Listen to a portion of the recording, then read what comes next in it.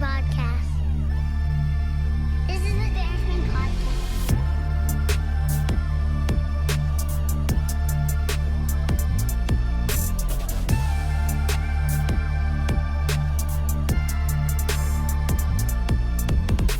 Thanks for listening to the Bearsman podcast. Okay, so in Canada right now, a big hot topic is gun confiscation. And yes, ladies and gentlemen, it is confiscation. Basically, they have a set amount of money, $750 million that they're allocating towards this, and they're not going above that. So what they want people to do is they want people to register how many firearms they have so that they have a list, and then whoever gets there first gets below market value for their firearms.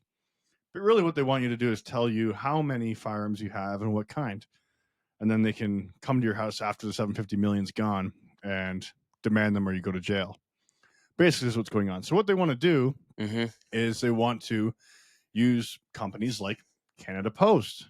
So you can turn in your firearms to them. Somebody will come by that you don't know to take your firearms, put them in the Canada Post truck, and drive away. So here we go. 400K worth of mail. They can't even spell that right. Theft racket busted in Canada. 8 Punjabi men face 344 charges. Deportation likely. So obviously they're all new Canadians. 8 men from Mississauga and Brampton, which obviously is not from Mississauga or Brampton. Beta. Where do you go from there? Generation Beta. I don't know. Who makes up this shit? I don't know, but Beta, if someone calls you Beta, they're calling you a bitch. Yeah. And that kind of makes sense for this generation. Oh yeah, dude. Generation bitch. Like these guys are coming here. Canada Post is hiring them because they're probably getting the 80% back too, and they're just saving money because why not, right? Screw everybody else. Put these criminals in because Justin Trudeau decided to remove the police clearance of these clowns coming into our country. This is absolutely insane. Any judge that puts these guys out on bail, lets them back into the public, does not deport them. They need to be doxxed. We need to know exactly who they are, what they're doing, where they're residing, because this is insane. Yeah, They need to go to jail. It's just always, why is it always funny whenever it's like it seems like it's in an Indian crime. And it had the IQ levels of everybody based on their country and origin. Oh, dude, they're pretty low on there. They're not the brightest people. No, like clearly. They come over here and they commit these petty crimes. It's like, dude, you made it. Yeah, you can live a good life. We got let out 24 hours later, rearrested again. It's like, who's making those shots? Who's calling those shots? Those people need to be named. We need to put them on blast. Who is doing it? Because then you hold these people publicly accountable.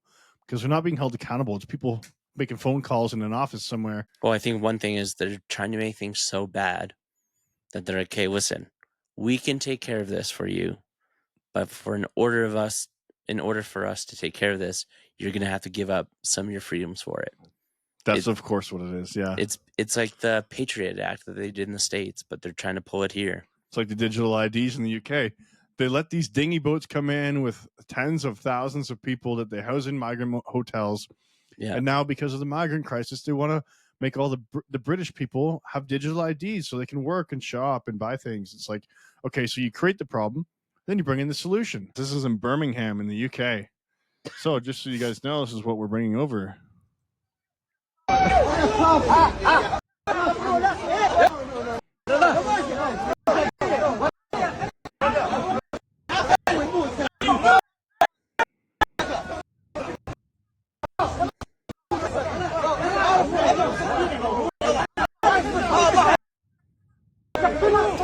For those of you that don't know, this is a nice third world knife fight right here.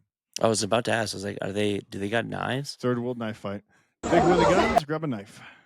And they're just stabbing each other, eh? Just stabbing each other. Like, isn't that crazy? Fuck. Yeah. So that's what's going on there.